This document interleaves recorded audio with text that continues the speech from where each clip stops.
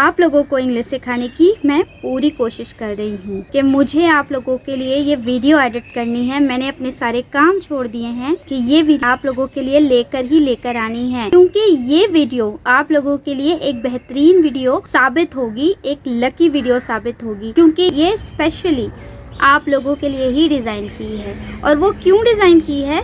क्योंकि मेरे अब तक के बेशुमार स्टूडेंट्स जो कि हमेशा से आज तक यही कहते आए हैं कि मैम ये टॉपिक हमसे याद ही नहीं होता, ये टेंसेस हमें समझ ही नहीं आते, यहाँ पर हम अटक जाते हैं या यहाँ पर हम बहुत ज़्यादा ही कंफ्यूज रहते हैं। तो वो तमाम स्टूडेंट जो कि टेंसेस में अटकते हैं, कंफ्यूज होते हैं या बहुत ज़्यादा परेशान हो जाते हैं कि अब इनके लिए हमें बहुत ज़्यादा जो है वो ग्रामर रूल्स याद करने पड़ेंगे और बहुत ही ज़्यादा मुश्किल है ये, तो उन लोगों के लिए ये स्पेशली डिज़ाइन किया है। तो मैं आप लोगों को एक चीज़ बता दूं कि आप लोगों ने ये सेशन जो मेरा ये इंग्लिश स्पीकिंग कोर्स जो है वो कंप्लीट डिटेल में देखना है। इसकी वीडियो 1 जो कि हमारा डे 1 था 30 डेज इंग्लिश चैलेंज का, उसके बाद डे 2 30 डेज इंग्लिश चैलेंज का, और आज का जो हमारा डे है वो है day 3 of 30 day English spoken challenge. यानी कि आप लोगों को तो इंग्लिश बुलवा कर ही मैं दम लूंगी। अगर आप लोगों को इंग्लिश नहीं आएगी, इसका मतलब है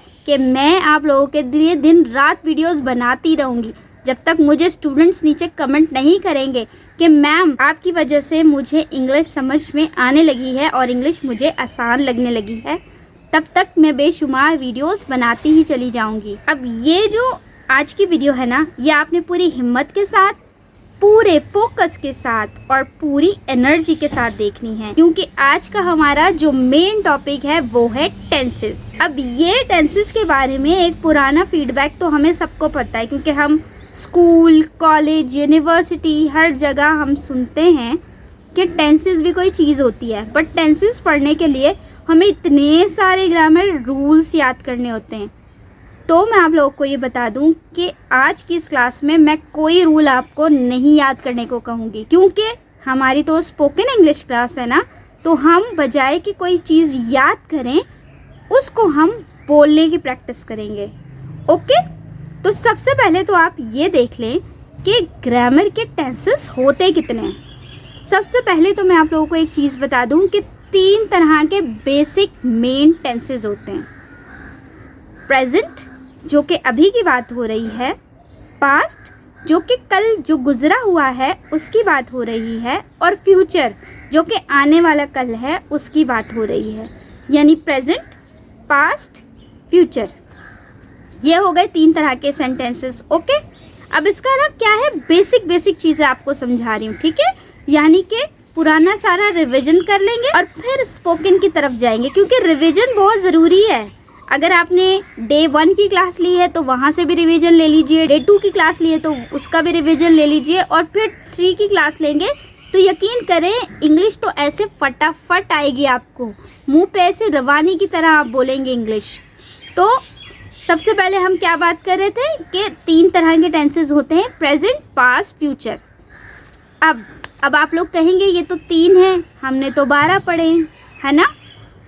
तो यस, आ रही हूँ 12 की तरफ भी आ रही हूँ, ठीक है। सबसे पहले ये 3 होते हैं, ये उन लोगों के लिए है जिनको पता ही नहीं है बिल्कुल टेंसेस के बारे में। ओके, उनका भी तो रिवीजन ज़रूरी है ना। सो अब ये वाली वीडियोस जो है ना, आप लोगों को बेनिफिट, सबसे बेहतरीन बेनिफिट क्या है कि आप लोग ये वीडियो स्टॉप कर सकते हैं, पॉज कर सकते हैं, दोबारा पीछे जाके देख सकते हैं, या दोबारा आगे जाके जहाँ से आपको एटलीस्ट टेंसेस समझ नहीं आए आप वहाँ से देख सकते हैं। तो वीडियोस बनाने का तो मेन मकसद यही है। और चैनल को अगर सब्सक्राइब नहीं किया ना तो ज़रूर कर लीजिएगा। ओके, और एक बात और आप लोगों को क्लियर बता दूं कि जब आपने इतनी इंग्लिश सीख ली है ना, आप लोगों को जब ये चीज़ समझ आ गई है हाँ कि इंग्लिश में क्वेश्चंस किस तरीके से करने हैं, इंग्लिश में बातचीत का स्टार्टअप कैसे लेना है, इंट्रोडक्शन कैसे लेना है, किसी सिचुएशन में इंग्लिश किस तरीके से बोलनी है, तो जब वो चीज़ आपको आ गई है ना तो ये चीज़ भी बिल्कुल भी मुश्किल नहीं है। यस, टेंसेस याद करना भी बिल्कुल कोई मुश्किल बात नहीं है। आप देखें ये 3 टेंसेस हैं जिसके बारे में हमने अभी बात की, इसके अलावा ठीक है। अब आप किसी भी काम को ले लें, कोई काम अभी होता है या वो काम पहले हो चुका होता है या होगा, ठीक है। ये 3 तरह के टेंसेस होते हैं।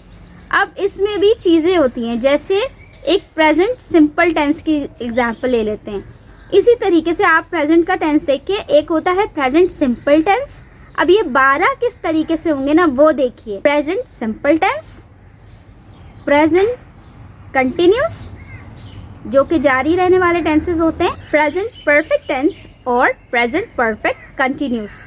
इसी तरीके से past simple, past continuous, past perfect continuous. Future, future simple और फ्यूचर इंडेफिनिट भी बोलते हैं, इसे सिंपल टेंसेस भी बोलते हैं। तो फ्यूचर सिंपल टेंसेस और future indefinite, future continuous, future perfect और फ्यूचर परफेक्ट कंटिन्यूस। अब ये देखिए, ये हो गए हैं 12 टेंसेस। अब इस तरीके से तो हमने 12 टेंसेस बना लिए हैं। ओके, अब इन 12 को भी हमें स्पेसिफिकली इंग्लिश बोलने के लिए इन 12 को याद करने की ज़रूरत नहीं है। इन 12 को याद करने की ज़रूरत नहीं है। आप लोगों को ऐसा सिंपल रूल बताती हूँ कि आप लोग भी हैरान हो जाएंगे, क्योंकि हर चीज़ हम पास्ट में बता रहे होते हैं। फॉर एग्ज़ाम्पल, मैंने लिखा, मैंने खाया, मैंने पिया, मैं उठी, मैं बैठी, मैंने पढ़ा। तो ये सारी चीज़ें किस में आ गई? पास्ट में, यानी ये सारे काम मैंने पहले किए। एक बात हो गई कि हमने इन 12 टेंसेस में से स्पेसिफिकली किसको समझना है? पहले पास्ट को। यस, सबसे पहले हम पास्ट की बात करेंगे, क्योंकि हमने इंग्लिश स्पीकिंग प्रैक्टिस करनी है तो हम पास्ट को पिक करेंगे, ठीक है। उसके अलावा ये दूसरी चीज़ आप सीख लीजिए, वो क्या है? वर्ब। वर्ब यानी सम एक्शन या कोई भी काम करना या होना, ठीक है। तो ये चीज़ देख लीजिए, मैंने खाया, पिया, सोया, उठा, बैठा, जागा, लिखा, पढ़ा, ये तमाम चीज़ें जो है ये वर्ब में है, यानी कि आप कोई काम कर रहे हैं, इसमें आपकी एनर्जी यूज़ हो रही है। इसमें भी ये देखिएगा, स्क्रीन पे आपको शो हो रही होंगी वर्ब की कुछ फॉर्म्स होती हैं। First form of verb, second form of verb and third form of verb. ये 3 टाइप की मेन जो है वो होती हैं वर्ब की फॉर्म्स। अब ये फॉर्म्स जो है ना आप लोगों ने याद कर लेनी है। अब ये कोई ग्रामर रूल नहीं है, ये है कि जो चीज़ें स्पेसिफिकली हमने पिछली वीडियोस में भी कुछ ना कुछ चीज़ें मैंने आपको बताया था कि आप रट्टा लगा लें, आप मेमोराइज कर लें, तो उसी तरीके से ये वर्ब की फॉर्म भी आपने मेमोराइज कर लेनी है। इसमें क्या होता है, मेनली जो वर्ब की फॉर्म्स मेनली जो याद करने की चीज़ होती है वो है वर्ब की फर्स्ट फॉर्म और सेकेंड फॉर्म, ठीक है। अगर थर्ड फॉर्म आपको याद नहीं भी रहती और आप इंग्लिश स्पोकन की प्रैक्टिस कर रहे हैं तो फर्स्ट और सेकंड वर्ब की फॉर्म भी आती है ना, देन इट्स फाइन।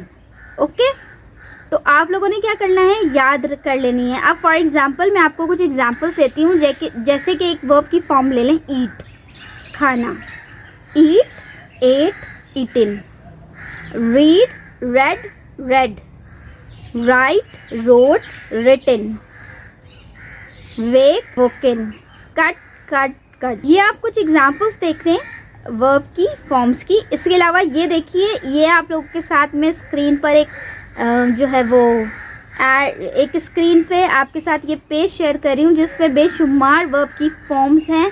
ये आप मेरे फेसबुक पेज से भी आप ले सकते हैं, आपको मैं वहाँ पे अपलोड कर दूँगी डिफरेंट फॉर्म्स ऑफ वर्ब, आप वहाँ से स्क्रीनशॉट ले सकते हैं। इसके अलावा इस वीडियो के एंड में भी मैं आपको बहुत सारी ये जो वर्ब की फॉर्म्स हैं ये वीडियो में भी एंड में ऐड कर दूंगी, तो आप लोगों ने क्या करना है, वहाँ से आप स्क्रीनशॉट लेके भी याद कर सकते हैं। याद करने के तरीके बहुत हैं, आप कोई भी मेथड यूज़ करें लेकिन याद करें, मेमोराइज करें इन चीज़ों को, ताकि इंग्लिश बोलने की जो प्रैक्टिस है आपकी बहुत अच्छे से हो सके। अब एक बात मैं और यहाँ पे क्लियर कर दूँ कि बहुत से स्टूडेंट्स जो है वो बहुत ज़्यादा कंफ्यूज हो जाएंगे कि मैम तो कह रही हैं बस इतना सा ज़रूरी है, हमने तो अपनी क्लासेस में, हमने तो अपने स्कूल्स में, हमने तो अपने कॉलेज में या जो लैंग्वेज कोर्स हमने आज तक लिया उसमें तो कहा गया कि ये सब याद करने हैं, सब याद करने हैं, सब याद करने हैं। तो मैं आप लोग को एक चीज़ बता दूँ कि उन्होंने तो स्पेसिफिकली अपना कोर्स ख़त्म करना है, इसीलिए वो आपको बेसिक तमाम नॉलेज देते हैं। लेकिन क्योंकि हमारा मकसद सिर्फ़ और सिर्फ फ्लुएंसी पे, इंग्लिश फ्लुएंसी पे ध्यान देना है, हमने सिर्फ बोलना सीखना है, तो हमने क्योंकि बोलना सीखना है तो मेरा फोकस जो है बिल्कुल मेन चीज़ों पर है, ताकि एक तो आप डरे नहीं इंग्लिश बोलते हुए और दूसरा आप अटके नहीं। क्योंकि इंग्लिश बोलते वक्त और जो है जब हम बोलने का सोचते हैं कि हमने इंग्लिश में बात करनी है तो हम बहुत ज़्यादा डर जाते हैं या हम बहुत ज़्यादा अटकते हैं। दिस दैट, यहीं पे इससे गाड़ी हमारी आगे चलती ही नहीं है। तो इसीलिए मेरा बेसिक मकसद क्योंकि यही है कि हमने इंग्लिश स्पोकन भी प्रैक्टिस करनी है, तो हम जो है वो ये एक्स्ट्रा जो हमारे ग्रामर रूल्स हैं उनको हम एक साइड पे रख के मेन फोकस हमारा मेन चीज़ों पे रहेगा। अब बोलने के लिए क्योंकि हमें कुछ सेंटेंसेस की ज़रूरत होती है, तो सेंटेंसेस का मैं आप लोगों को फिर से रिवीजन कर देती हूँ अपनी पिछली वीडियो का, कि सेंटेंसेस 2 तरह के होते हैं। एक जिसमें कोई काम हो रहा हो, for example I am eating, I am drinking, I am working, और एक जिसमें काम ना हो रहा हो, उसमें सिर्फ आपको कोई एक्स्ट्रा बात बताई जा रही हो। For example she is intelligent, she is a girl, he is a boy, means उसमें कोई काम नहीं हो रहा, वो एक्स्ट्रा सेंटेंसेस हैं। तो सेंटेंसेस तो ये 2 टाइप के हो गए जो आपने समझ लिए। अब दूसरी बात समझें कि बात जब हम किसी से करते हैं ना, वो 3 तरह की होती हैं। एक जो हम आज में बात कर रहे हैं, एक जो हम कल की बात करते हैं, और एक जो हम आने वाले कल की बात करते हैं। फॉर एग्ज़ाम्पल मैं आज पढ़ूंगी, ठीक है, आज करूंगी ये काम, आज मैंने ये काम किया है, अभी किया है, मैंने ये काम किया था, कल किया था, मैं ये काम करूंगी, कल करूंगी, परसों करूंगी, अगले महीने करूंगी, नो आइडिया। सो हम बात कितने तरीके से करते हैं? 3 तरह से, आज, कल और आने वाले कल। आ रहा है ना समझ में? Are you getting my point? If yes then do comment, okay. Secondly, जब हमने बात की कि हम सिर्फ और सिर्फ पास्ट पे फोकस रखेंगे, तो ये वर्ब्स की फॉर्म जो आपने याद की हैं अब आपने याद कर ली। अब इसकी प्रैक्टिस करते हैं, स्पीकिंग प्रैक्टिस स्टार्ट करते हैं। एक वर्ब की फॉर्म ले लें, स्पीक, स्पोक, स्पोकन। अब पास्ट कौन सी होगी? यह सेंटर वाली वर्ब की फॉर्म पिक करेंगे, स्पोक, आई स्पोक। अब बोलना शुरू करें, I spoke, he spoke, she spoke, they spoke, you spoke।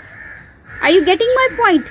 Single इनके प्रोनाउन लगा के एडिशन करते जाइए और बोलते जाइए। अगर आप प्रेजेंट की बात करेंगे तो प्रेजेंट में आप बोलेंगे he speaks, she speaks, they speak। Are you getting my point? इस तरीके से एडिशन करते जाइए और अपने सेंटेंसेस बनाते जाइए। अब जब आप इंग्लिश प्रैक्टिस करें तो आप एक एक वर्ब की फॉर्म को पिक करें और बोलना शुरू करें। फॉर एग्जाम्पल आपने वर्ब की फॉर्म पिक की है राइट, राइट की सेकंड फॉर्म क्या होगी? Wrote. She wrote, they wrote, we wrote, whatever we wrote, ठीक है, बोलना शुरू कीजिए। इसके अलावा जब हम सेंटेंस बनाने की कोशिश करते हैं, फॉर एग्जाम्पल मैं एक डेली रूटीन की बात करती हूँ, ठीक है, और हम किसी और चीज़ की नहीं, डेली रूटीन की बात करते हैं। डेली रूटीन की प्रैक्टिस किस तरीके से करेंगे? अब क्योंकि हमने पास्ट की बात की है तो डेली रूटीन भी हम पास्ट में ही बोलेंगे। For example, I used to wake up early in the morning. I brushed my teeth and took a bath. Then I ate my breakfast and went to school. I attended my classes and studied with my friends. At night, I ate dinner with my family, watched TV and went to bed early. ये तो एक example है जो मैंने आप लोगों को छोटी सी दे दी, ठीक है। इसी तरीके से आप अपनी आसपास की चीज़ें देखिए, अपनी डेली रूटीन के बारे में प्रैक्टिस कीजिए और सीखिए और बोलने की कोशिश कीजिए। इसके साथ साथ आप लोगों को मैं एक चीज़ बता दूं, एक तो मैंने आप लोगों को बेसिक ग्रामर रूल सिखाने हैं जिसके थ्रू आप इंग्लिश एटलीस्ट बोलना तो शुरू करें। आप किसी भी सब्जेक्ट को जितना भी पढ़ेंगे ना, आप ये बात याद रखें कि वो इतना वास्ट सब्जेक्ट है कि आप उसे पढ़ते पढ़ते पूरी ज़िंदगी भी आपकी ख़त्म हो जाएगी तो वो सब्जेक्ट नहीं आपको समझ आने वाला। लेकिन क्योंकि हमने फर्स्ट स्टेप तो लेना ही लेना है, सीखनी ही सीखनी है। आप लोगों को मैं एक और चीज़ बता दूं कि आप पूरी दुनिया में भी देखिएगा ना तो 70% तो ऐसे लोग हैं जो कि बिना ग्रामर सीखे ही इंग्लिश बोलते हैं और उनको कोई फिक्र नहीं होती कि वो गलत भी बोल रहे हैं तो क्या, वो बोल तो रहे हैं। किसी भी लैंग्वेज को उसी तरह से लें जिस तरह आपकी अपनी लैंग्वेज है। आपको ओब्वियसली ये हमें खुद को पता होता है कि हमारी अपनी लैंग्वेज भी हमें कितनी आती है और कितनी नहीं। अगर हम कुछ डिफ़िकल्ट वर्ड सुन लें तो हमें उसे भी प्रोनाउंस करना नहीं आता या बोलना नहीं आता या उनके मीनिंग्स भी हमें नहीं पता। इसी तरह से इंग्लिश लैंग्वेज भी वैसी ही है। आपको अगर इसके मीनिंग नहीं आते तो आप लोगों के पास डिक्शनरीज़ हैं, ChatGPT है, गूगल है। अब तो इंटरनेट की सर्विस हर जगह मौजूद है। आप वहाँ से देखिए, वहाँ से सीखिए, डे बाय डे अपनी वोकैबुलरी इंक्रीज़ कीजिए, आर्टिकल रीडिंग कीजिए, न्यूज़पेपर पढ़िए इंग्लिश न्यूज़पेपर पढ़िए। इसके अलावा आप इंग्लिश न्यूज़ चैनल देखिए। आप मेरे भी यूट्यूब चैनल को सब्सक्राइब करने के साथ साथ मेरी शॉर्ट वीडियोस भी देख सकते हैं और लॉन्ग वीडियोस भी, जिस पे मेरी हमेशा से कोशिश होती है कि आप लोगों के लिए कोई ना कोई वीडियो जो है मैं अपलोड करती रहूं, ताकि हमारी साथ साथ डेली वोकैबुलरीज भी इंक्रीज़ होती चली जाए और हम ये इंग्लिश के लेसन्स भी लेते जाएं। सो ये याद रखिएगा कि सीखने सिखाने का अमल तो सारी ज़िंदगी तक जारी रहता है, लेकिन ज़रूरी ये है कि हम कितना सीखते हैं और हम कितना समझते हैं, क्योंकि हमें तो पढ़ना है और हमें कुछ बनना है, अपने पेरेंट्स के लिए, अपने वालिदैन के लिए, अपने घर वालों के लिए, अपने अपनों के लिए और ख़ुद अपने लिए। और पढ़ने के लिए क्या ज़रूरी है? ओब्वियसली पढ़ने के लिए ज़रूरी है कि हम थोड़ी एनर्जी दिखाएं पढ़ने में, हम थोड़ा फोकस दिखाएं, अपनी अटेंशन दिखाएं कि हमने पढ़ना है तो पढ़ना है। ओके, इसके साथ साथ अगर इस YouTube चैनल को आपने सब्सक्राइब नहीं किया तो YouTube चैनल को सब्सक्राइब ज़रूर कर दीजिएगा। तो यहाँ ख़त्म होता है हमारा इंग्लिश स्पोकन चैलेंज डे 3। इंशाल्लाह डे 4 के साथ आप लोगों के साथ एक नया टॉपिक लेके ज़रूर हाजिर होंगी। इसके साथ साथ 2 चीज़ें और हैं जो मैं आप लोगों को बताना चाहूँगी। एक तो आप लोगों के लिए टिप है। टिप क्या? इंग्लिश सीख रहे हैं ना, इंग्लिश सीखते सीखते अपने आसपास की चीज़ें देखिए, अपने आसपास की चीज़ें देख के उसके सेंटेंसेस बनाना शुरू कीजिए। This is a cell phone, this is a table, this is a book, this is a copy, this is a board, this is a wall, this is a TV. इस तरीके से बेसिक सेंटेंसेस बोलना शुरू कीजिए। और दूसरी चीज़, अगर आपने अपने आसपास की चीज़ें देखकर या अपना कोई इंट्रोडक्शन या अपनी कोई डेली रूटीन आपने इंग्लिश में बनाई है या बोलने की कोशिश की है, तो जो आप बोल रहे हैं वो कमेंट में ज़रूर टाइप कीजिएगा, ताकि मुझे एक आइडिया हो कि आप लोगों ने कितनी प्रैक्टिस की। तो अपना बहुत सारा ख्याल रखिएगा। Wish you good luck for your future. अल्लाह हाफिज़।